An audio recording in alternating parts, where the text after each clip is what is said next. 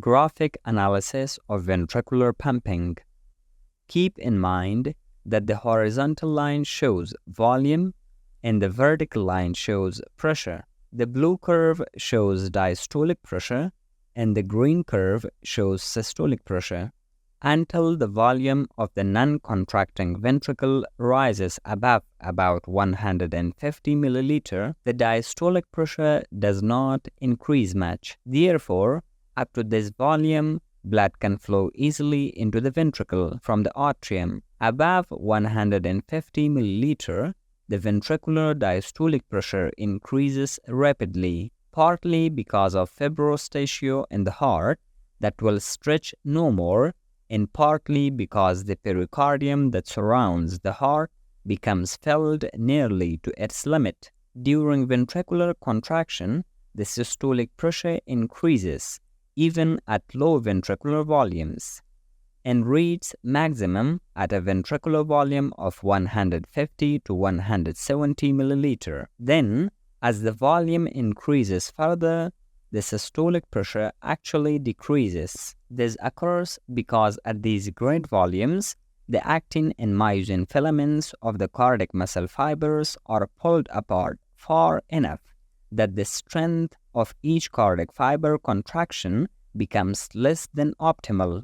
Note especially in the figure that the maximum systolic pressure for the normal left ventricle is between 250 and 300 millimeter of mercury. But this varies widely with each person's heart strength and degree of heart stimulation by cardiac nerves. For the normal right ventricle, the maximum systolic pressure is between 60 and 80 millimeter of mercury.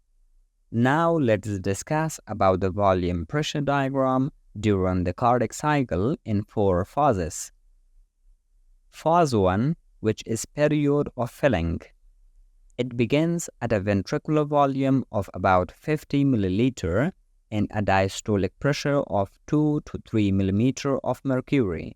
As venous blood flows into the ventricle from the left atrium, the ventricular volume normally increases to about 120 milliliter and the diastolic pressure rising to about 5 to 7 millimeter of mercury.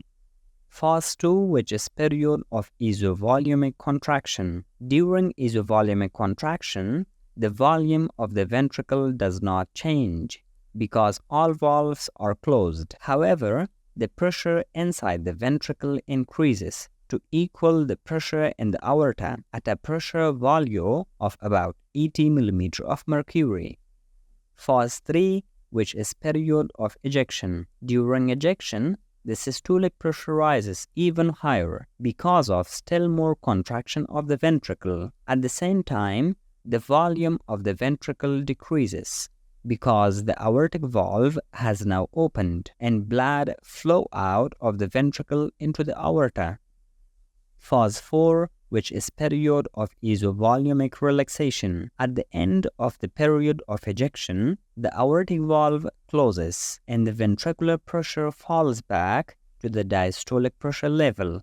The area subtended by this functional volume pressure diagram, it means the shaded area labeled EW, represents the net external work output of the ventricle during its contraction cycle. In experimental studies of cardiac contraction, this diagram is used for calculating cardiac work output. When the heart pumps large quantities of blood, the area of the work diagram becomes much larger. That is, it extends far to the right because the ventricle fills with more blood during diastole. It rises much higher because the ventricle contracts with greater pressure, and it usually extends further to the left because the ventricle contracts to a smaller volume, especially if the ventricle is stimulated to increased activity by the sympathetic nervous system.